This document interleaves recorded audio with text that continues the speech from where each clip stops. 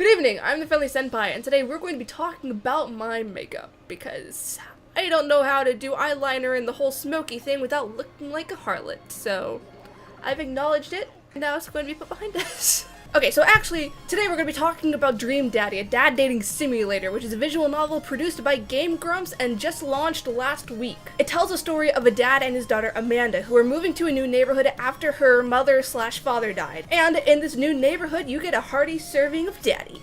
Oh, I hate myself for saying that. Look, this is the funniest fucking game I have played in a long time. Within the first half hour of gameplay, there was a fucking Pokemon reference where two dads battle each other by bragging about their daughters, hysterically relatable social awkwardness, and enough dad jokes to keep me laughing throughout my entire time playing. But the entire time, it felt like D-Dads was a parody of a dating simulator that took itself too seriously. That was honestly the vibe I got from it, and it's excruciatingly difficult to explain why. But it's like, 1 minute it's hysterical, and I'm laughing my ass off over the dad jokes that are being made, because there are a lot of them. Only to find myself, like, 2 minutes later, completely sobered up while Robert talks about his estranged daughter. The writing is constantly going hot and cold on you, and that just doesn't sit well with me. Maybe that's just due to the lack of writing in general, because the routes are unpleasantly short. Like, you take each dad on a grand total of like 3 dates before you get their good or bad ending, which isn't nearly enough time to properly build up to a relationship between two characters. I mean, there are amusing scenes with really cute interactions between these characters, but there are no sparks. There's no time for the main character to actually become attached to any of these characters. I mean, you're telling me in 3 dates I managed to convince Robert to turn his life around? In 3 dates I was able to convince Craig to ease up on being so tightly wound all the time when he's been doing that for over a decade? And this is especially true for Brian's route, because you spend the entirety of your 3 dates being the biggest asshat in the world towards him. Granted, he goads you into it, but Brian thinks that you hate him, and for the most part, you pretty much do. Because you think he's trying to intentionally outshine you in every possible aspect that a dad can outshine another dad in. Because he does. Basically. And this is going on for the whole time, until the very end, where you then agree to reconcile and start over. And starting over is apparently code for making out, because that's what happens like 60 seconds later. How is that at all enough time to forge any sort of romance between these characters? Like, did I miss something? Did I miss a lot of things? Because I had to have. Also, the whole shtick with Dream Daddy is that you're a dad dating other dads. You are a single dad because the other parent died. So you would expect that the main character would at some point sit down with his daughter and talk about getting back into the dating pool, but I never saw this. You never sit down with Amanda and talk about introducing someone new to the life you share with her. Granted, we do know that Amanda is chill with it at some point. She sees you kissing Desmeon in the driveway, and she kind of teases you about talking to Joseph, and she does help you decipher some of the internet slang that Robert uses when he's messaging you on Dadbook. But it seems very weird that a dad who has a very Gilmore Girls style relationship with his daughter wouldn't talk to her about these kinds of things, or even think for a moment how she would feel, especially when your dad Sona is seeing a married man and an implied alcoholic. And on that note, we need to talk about Robert and Joseph. No, we're not going to be talking about that. We're going to be talking about that in a separate video. Now, this part of the review is going to be full of spoilers, and I'm sorry. So, Joseph, a loving father of 4, and the community's youth minister, and the whitest man to ever be conceived. He is also in an exceedingly unhappy relationship with his alcoholic wife, which is why he is available as one of Dream Daddy's love interests. Granted, he's available in a very morally gray way, but he's still available. And his route is sweet and endearing, and it makes you feel good up until the very end, where it just falls to pieces, like my heart did. And it ends in heartbreak no matter how many ways you try to play it. You can do everything right. You can get perfect scores on all of his dates, and he still decides to stay with his wife either for the sake of appearances as the youth minister, or because you helped him find out that he actually truly and deeply does still love his wife, depending on which version of the ending you get. Either way, it's just... Look, it's terrible. For the bad ending, it would make so much sense for Joseph to stay with Mary. It's a bad ending, and it would make sense that failing to truly woo him would result in him returning to his wife, while offering for you to be a side piece. But it's just so disappointing to see the good ending and be Joseph deciding that a clearly toxic marriage is best for him. With Mary's alcoholic nature in mind, as well as multiple dialogue lines from both of them stating that they have both been unhappy for a very long time without ever implying that they were ever happy in the first place, and the understanding that they already tried to save their marriage through counseling, it's sad. And it's not even because I wanted Joseph and my dad Sona to get together. It's just because Joseph shouldn't have to stay in something so blatantly unhealthy just because he's afraid to leave Mary. Because, I mean, I've been there. I've been in a similar relationship to what Joseph had with Mary, and let me tell you, that's always a bad idea, and it's why I have insane trust issues and a lot of anxiety. But the reason I bring this up is because it's the game of punishing you for pursuing a married man. It was an ending that was kind of like, ha! That's what you get, you fucking homewrecker! And that's really disappointing, which is where Robert comes in. So in Dream Daddy, after you've moved and settled in, you have the option to go to the bar, because Amanda basically kicks you out for the night. This is where you meet Robert, the dad that drinks too much and doesn't express himself enough. And after having one too many drinks, you can opt to go back to his place and get naked. And then you get punished for it. You get an achievement titled Bad Dad, which is literally just you sleeping with Robert. And I thought, okay, sure, that actually kind of makes sense. We went out, we got drunk, and we stayed at a stranger's house without ever once contacting our daughter, which sent her into a panic because she thinks that something terrible has happened because she already lost another parent. But later, if you try to contact Robert for the first date, you get completely ignored and you're forced to fail the first date. Later, for the second date, there's no way for you to score well. You fuck him again, he kicks you out again, and that's the end of the date. You go home with another C rank. Then, for date 3, no matter which option you pick, you still get a D rating. Meanwhile, you're being told that your dad Sona is okay with being treated as trash as long as he gets a good dicking, even if it makes you feel lonely. Basically telling you that if you're into casual sex, you deserve to be treated like shit. And I get that Robert has all of his hang-ups about feelings and relationships, but he has those hang-ups regardless of whether or not you sleep with him.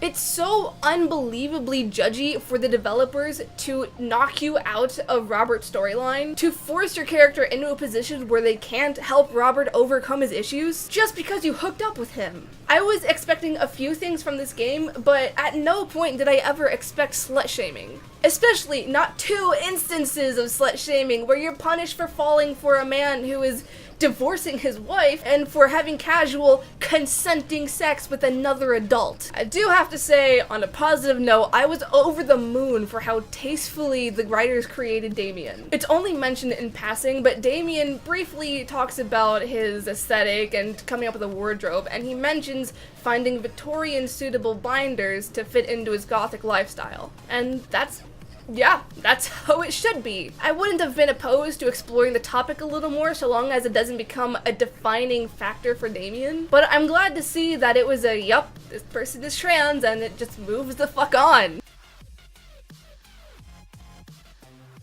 Alright, so I was all over the aesthetic for Dream Daddy. It's not the typical style used for visual novels, since pretty much every visual novel on the market uses some kind of anime style, but this worked so well with the narrative, the theme, and the OST. Not only that, but the sprite work was incredible! Every character had a very unique, one-of-a-kind flair that set them apart for any other male character in the dating sim genre, and they were created with such skill, like, oh my god! Just look! Quality, detail, blinking eyes, chest hair! Which is why I don't understand why the dad Sona looks like he was created with a felt tip marker. I understand there is a ton of customizability with creating your dad, which we'll cover later, but I don't feel like it's a good trade-off to have all of these customizing options if it means having a character that looks totally out of place with everyone else. You're choosing quantity over quality, and everyone knows that is always a bad choice. 2 hours later. My camera died. As for the backgrounds, they had this really laid-back style that was simple, but not plain or boring. There were multiple artists working on this, so there are some slight variations in style and quality, but it's only going to be off-putting if you're intentionally looking for discrepancies in details. and this UI is perfect. It's the final detail Dream Daddy needed to really bring everything together. It's the almond extract to their cherry pie, and it's animated, which is super sick. The only thing I wasn't really digging was how the dialogue and the narrative have two totally different boxes. That kind of threw me off a bit.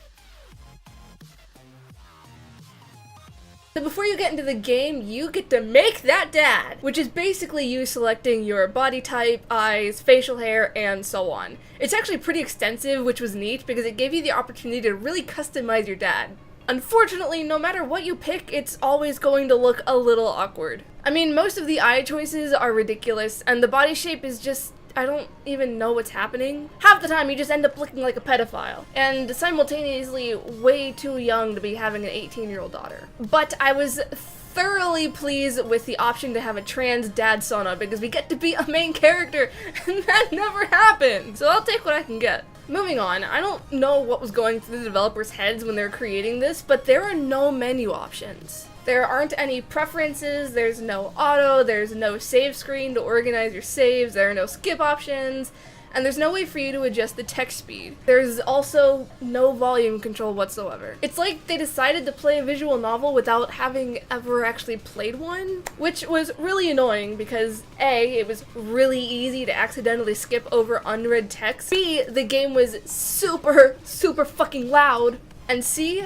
auto really helps people like me who have to jot down notes while playing the game. Seriously, you don't know how much time I can save by letting the game run on its own while I work in a separate window. But really, the volume, so loud. I was able to use the Windows mixer to turn the entire game down, but there were a lot of parts in Matt's route that were way louder than anything else in the game. Also, maybe I've been spoiled by other dating sims, but this doesn't really play like a dating simulator. What I mean by that is a dating simulator should have stat management and items and be more than literally just picking the dad you want to get jiggy with. Because basically, how you choose your dream daddy is by going to Dadbook. When you set up your Dadbook profile, you have all these different questions to answer, like it's a dating profile. You can talk about how you like to spend your evenings, your ideal date, etc. You can answer it honestly, or you can answer it according to your dream daddy's preferences. Because certain answers will get you bonus points in their books, and I believe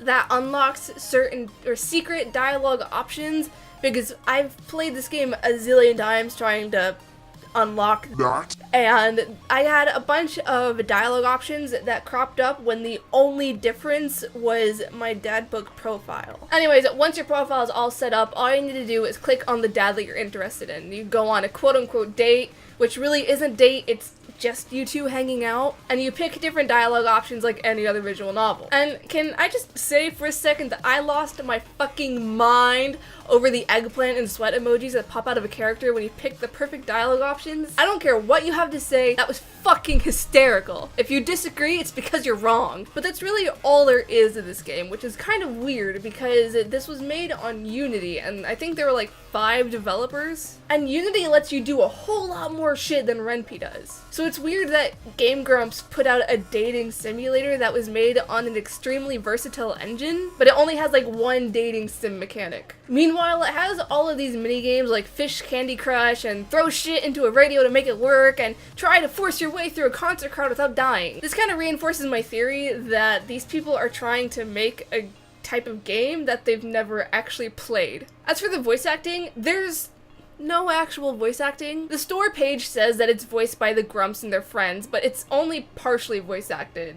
Like, barely, if you can even call it that. The characters make sounds, and they chuckle, and they make thoughtful hums, and they do it all the time. It got really annoying really fast because there are only like 5 sound bites per character, so there are a lot of repeats. Also, Hugo's voice actor had some really effed up mic where it sounded like he was talking through a tin can, and Desmeon had kind of a similar issue. So, perks. Question mark? We can't even turn the voice acting off because there were no options other than turning the music off and turning on streamer mode. For fuck's sake. So, TLDR, I have a lot of feelings. At first, I loved Dream Daddy. It was hysterical. I was laughing so much, and these characters are they're very relatable. And the visual quality was great, and the OST was this oddball, quirky little soundtrack that had a ukulele. I didn't know I needed this kind of soundtrack in my life until I had it. But the routes were just too short. They were way too short. And the slut shaming message that resonated throughout Robert's and Joseph's routes were pretty effed up. And the developers completely dropped the ball when it came to gameplay. And it's got a lot of bugs. Like, a lot of them. So it's like, on one hand, I really want to recommend this, but at the same time, I can't recommend it and not admit that it was a huge fucking letdown. But at least it gave us a breeding ground for the spiciest of memes. Fuck, I love the internet. Anyways, those are my thoughts on Dream Daddy, a dad dating simulator. If you've played it, be sure to let me know what your thoughts are in the comments below. Otherwise, you can find all of my social media as well as my Patreon in the description. Happy unbirthday, and remember, the senpai loves you. Bye!